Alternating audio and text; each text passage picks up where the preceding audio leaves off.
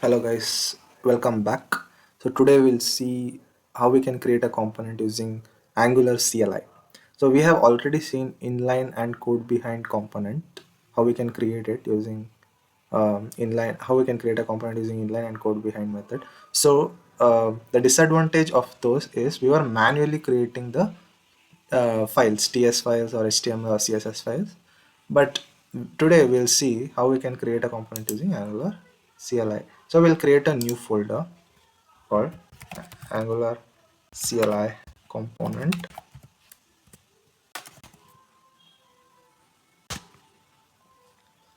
So inside this, so let's not create a folder. The folder will, because the folder will be automatically created. So let's delete it, and under the app, let's go to app. Yeah, under the app, let's say nggc Angular CLI component.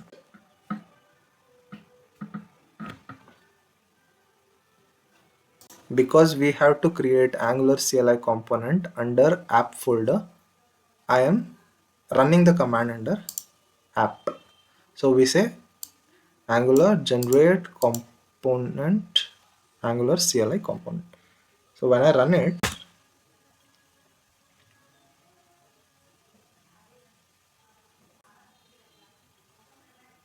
I have hit enter. Let us wait for some time. Yeah, it's created now. So you can see there is a folder which is created under app called Angular CLI component, and also you can see the files which are created in it. Like HTML file is created for you. I'll show you those files. See here, HTML file is not this. Sorry. Yeah, HTML file is created for you. CSS file is created. Spec.ts is for the testing part, so that is also created, and you have the ts file. And also at the last you can see there is an update to app.module.ts.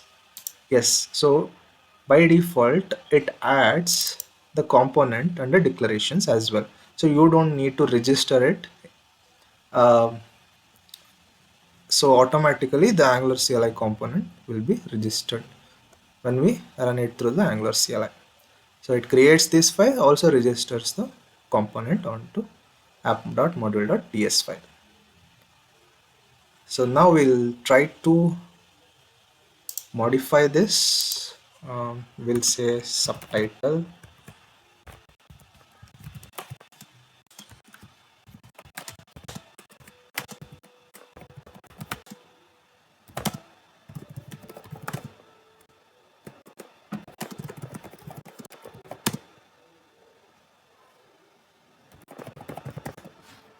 Subtitle for Angular CLI component, and we'll add some, yeah, we'll say Angular CLI component, and we'll display it in h2. We'll display that subtitle over here, and CSS will be red, and h2 and blue. Yeah, now we'll try to run this application. So we have our ts, we have our html ready, we have our css ready. Don't worry about this spec.ts, we'll discuss about this later. We'll build our app. So we say go back to the world app and run ng build. We'll wait for some time until it gets built. Yeah, now it is built. We'll say ng serve.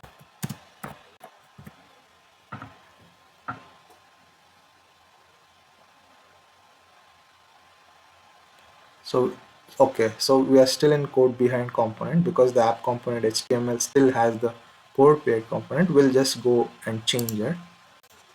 So go to app component HTML. This is the parent one, app one. So comment this and use the selector of Angular. See, you can see the selector is Angular CLI component. Use this in the app component HTML. And now you can see Angular CLI component as title, and this is the subtitle. So this is how the component is created using Angular CLI method. Yeah, that is it. I hope you have understood. Thank you.